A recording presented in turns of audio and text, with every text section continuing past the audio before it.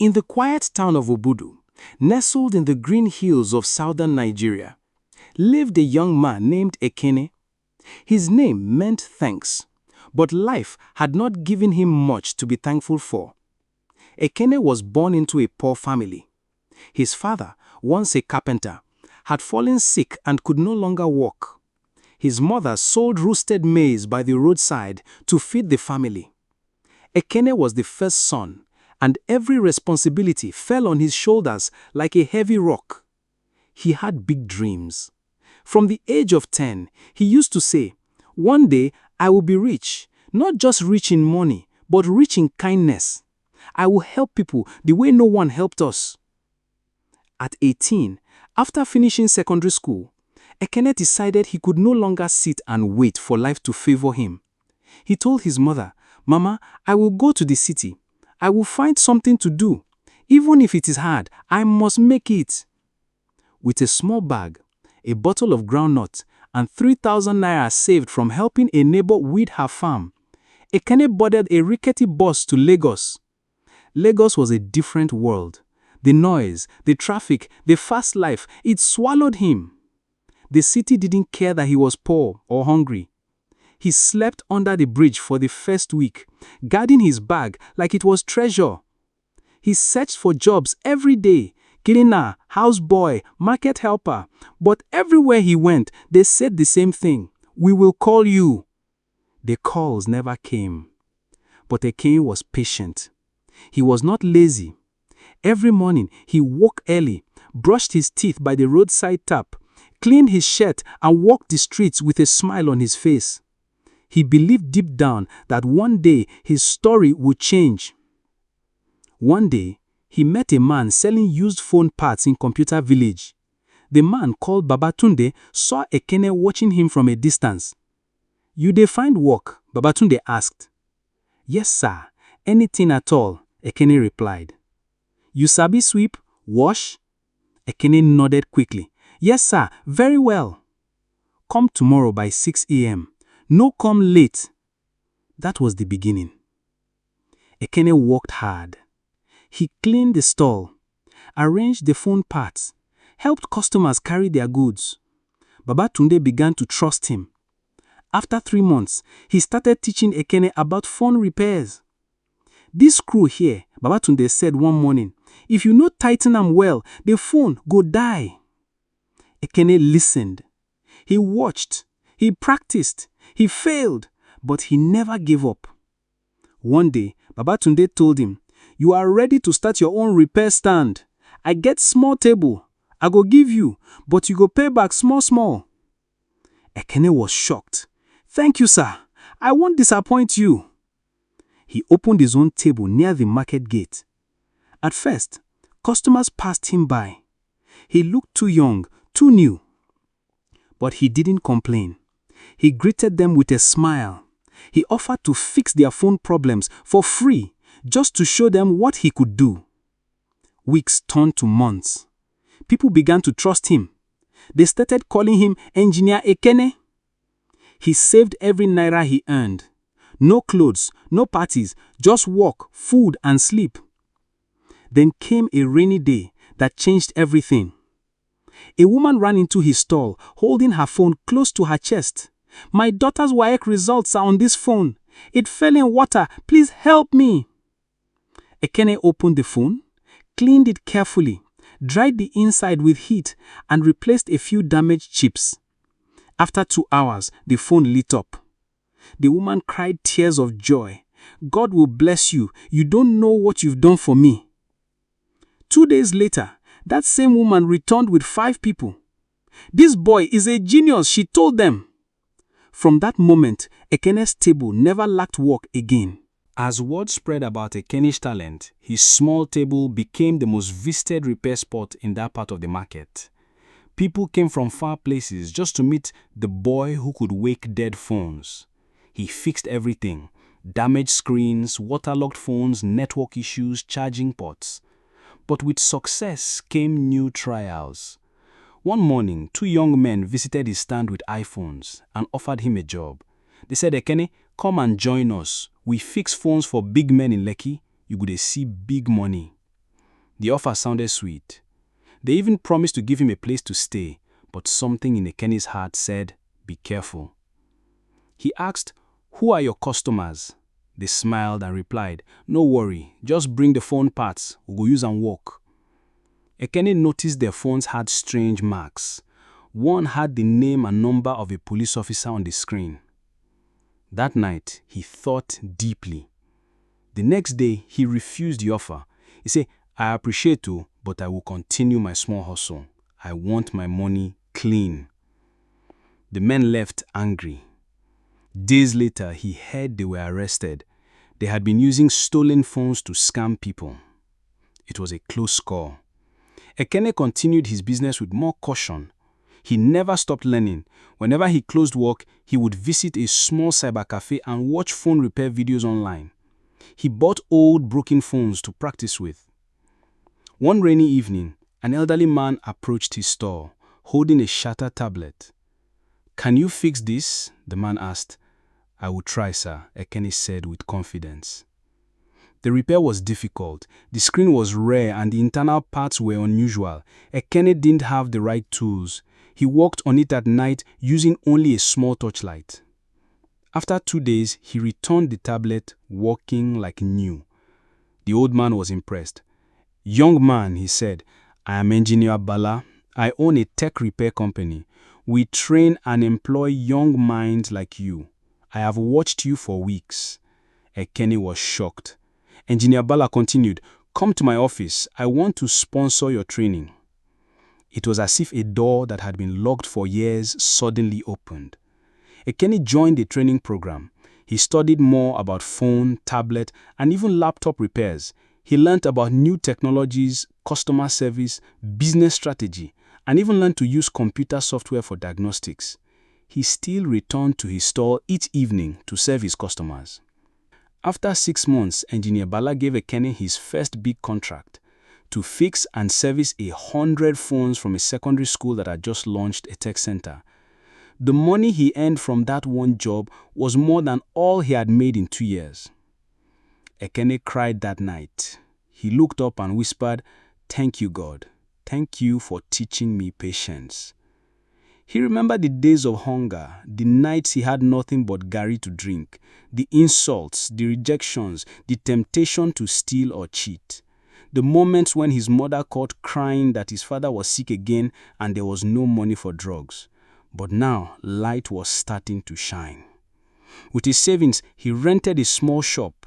He painted it blue and white, added a signboard, "Ekene Tech Repairs, Trusted Hands, Clean Work." He employed 2 young boys who reminded him of his old self, hungry, hopeful, hardworking. He paid them fairly and taught them everything he knew. One day, he received a call from Babatunde. "Ekene, I see your name everywhere now. I'm proud. Come and visit me." Ekene went the next morning. He knelt to greet Babatunde and gave him a brand new smartphone. "I am what I am because of you," Ekene said with tears in his eyes. Babatunde smiled and replied, "No, my son, you are what you are because you did not give up." 2 years passed. Ekene's little shop became a full business. His name was now known beyond Lagos. People recommended him across states. On Instagram and Facebook, his page at Ekene Fixes It was full of customer reviews, success stories, and repair tips. He started getting calls to fix gadgets from Abuja, Port Harcourt, and even Ghana. But Ekene didn't forget where he came from. He returned to Obudu for the first time in 5 years. His mother could not believe her eyes when he stepped down from his SUV. "My son!" she shouted, tears running down her cheeks. "You have returned like a king." Ekene hugged her tightly and knelt beside his sick father. He brought drugs, food, and even a wheelchair. He went to the village school he once attended and asked to meet the headmaster. "I want to donate 20 computers to your ICT lab," he said. The headmaster almost fainted. "Is this not the same Ekene that we know as the boy who walked barefoot to school?" Ekene smiled. "Yes, sir, but every tree starts as a seed." Before I left Obudu, he gave out scholarships to 10 students, donated roofing sheets for the local health center, and promised to return every year. Back in Lagos, his business expanded. He registered a company, Ekene Tech Limited, and opened 3 new branches. He hired and trained 30 young boys and girls. Most of them had no degrees, just raw hunger and honesty, like he once had. Every morning, he began staff meetings with the same words. There is no magic. It is patience, hard work, and never giving up. He started organizing free weekend classes in a rented hall, teaching jobless youths how to repair gadgets. The first class had 15 people. The next month, there were 50. Within a year, he had trained over 500. People began calling him the Repair King. But with growth came more pressure. Some of his staff made mistakes. Customers sometimes grew impatient. His competitors spread rumors. Some staff even stole from him. One day, one of his boys disappeared with 600,000 naira worth of customer phones. The customers threatened to call the police. Ekene was heartbroken. He felt betrayed. But he did not raise his voice. He returned the phones from his personal stock, apologized, and promised to never hire without background checks again. He sat alone that night, tired. His phone buzzed. It was a message from one of his students. "Sir, today I fixed the phone and made 5,000 naira. My mother cried. She says we can now eat something better than bread and pap. Thank you, sir." Ekene smiled. He wiped his eyes. "This is why I can't stop," he said to himself. From that moment, he made a new plan, not just to fix gadgets, but to fix lives. He registered an NGO, Hands of Hope Initiative. The mission was simple: train, empower, support. Within 6 months, the NGO had reached 2,000 youths across Lagos, Enugu, and Jos. He invited engineers, entrepreneurs, and motivational speakers to teach and inspire. People began calling him to speak on TV, at conferences, and at universities. But whenever they asked, "What is your secret?" he would answer, "I failed many times, I cried many times, but I believed that my story was not finished. God saw my hard work and gave me a chance." With his repair business thriving and his name now is symbol of honesty and excellence, Ekene began to notice something. Most of his customers were always asking where to buy trusted phones and accessories. Many had been scammed or sold fake gadgets. One evening, while closing his main branch, one of his loyal customers asked him, "Engineer Ekene, why don't you sell phones yourself? At least we know you won't cheat us." That night, Ekene couldn't sleep. The idea kept ringing in his mind like a bell. He already had trust, he had the space, and he had knowledge. All he needed was stock and a proper supplier. By morning, he called his team together. "It's time to expand," he said. "We will start selling gadgets, phones, computers, accessories, but with a difference. Everything must be original. No cutting corners." He traveled to Computer Village and met with trusted distributors. He negotiated directly with official partners of Samsung, Tecno, HP, and Lenovo. Using his savings and a loan from a microfinance bank, Ekene opened his first gadget sales outlet beside his main repair shop. He called it Ekene Gadgets and Accessories. His motto was clear: buy with trust, use with peace. Customers rushed in. He sold phones with warranties, offered free phone cases, and gave students discounts on laptops. For every gadget sold, he made sure a staff member explained how to use and care for it. Soon, his shop was always full. People now came not just for repairs, but for quality gadgets. His business card became popular across Lagos. One day, a representative of the Ministry of Youth Development walked into his shop. "We've been hearing about your work," the woman said. "The government is setting up youth tech hubs. We want you to supply devices." Ekene's heart raced. "Ma, I will do my best," he replied calmly, though his hands were shaking with excitement. A week later, the contract letter arrived. He was to supply 200 laptops, 300 tablets, and 150 smartphones to tech hubs in Ogun, Delta, and Cross River states. It was his biggest job yet. He worked day and night with his team. He double-checked every item, ensured quality, and delivered on time. When the report reached the state governors, more calls began to come in. Ministries, NGOs, private schools, churches, mosques, everyone wanted to work with Ekene Gadgets. He opened a second shop in Abuja and later expanded to Enugu and Port Harcourt. His stores were clean, well-arranged and managed by well-trained staff in branded uniforms. He became the first name that came to mind when people in Lagos said, "I want to buy a phone and not get cheated." Radio stations spoke about him. Newspapers wrote about his journey. Bloggers praised his transition from the streets to success. People on Twitter said, "If Ekene can make it, then there is hope." Yet, with all the fame and money, Ekene remained humble. He still greeted every customer with a smile. He still swept his shop floor every morning, and he still paid his staff well. He told one journalist during an interview, "I started with nothing but patience. I failed many times, but I stayed consistent. I didn't rush wealth. I built trust." It had been 10 years since Ekene first stepped into Lagos with a small bag and 3,000 naira in his pocket.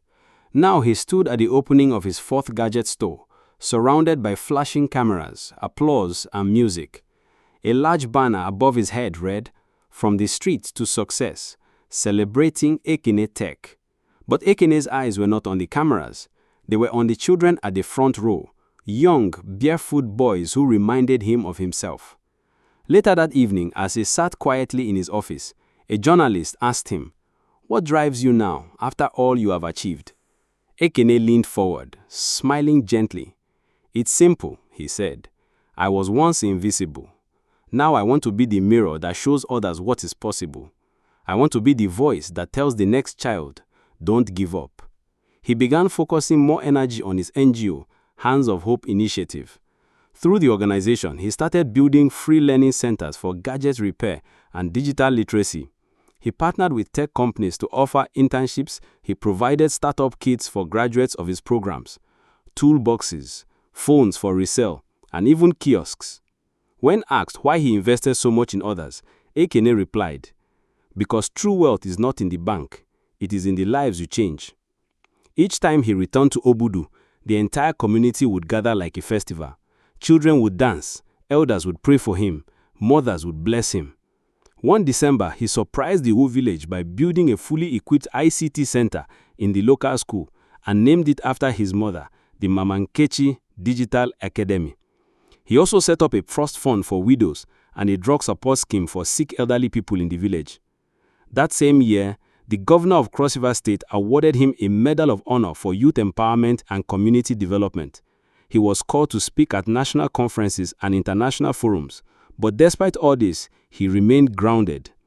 He would often tell his mentees, "Success is not a destination, it's a road you walk on every day, with humility, honesty, and hard work." One day, during an award ceremony in Abuja, he shared his final message to the audience. "I was not the smartest. I had no connections. I had no money. But I had three things: patience, hard work, and persistence. And that's all you need to start. Everything else will follow." Moral lessons. Patience builds a foundation. Ekene didn't rush success. He endured hardship with hope, and in time, his slow steps became giant strides. Hard work opens doors. He started from sweeping the shop to owning chains of stores because he never took any task lightly. Persistence wins battles.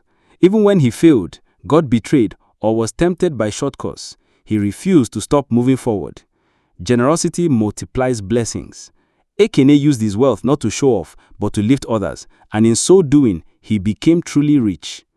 And so the boy who once slept under a bridge in Lagos became a legend in his land, a living proof that no beginning is too small and no dream is too big. If Ekene's story touched your heart, don't forget to like, share, and subscribe for more inspiring African tales. What lessons stood out to you the most? Drop your own moral takeaway in the comments. Your words might inspire someone else too. Let's keep the spirit of patience, hard work, and kindness alive.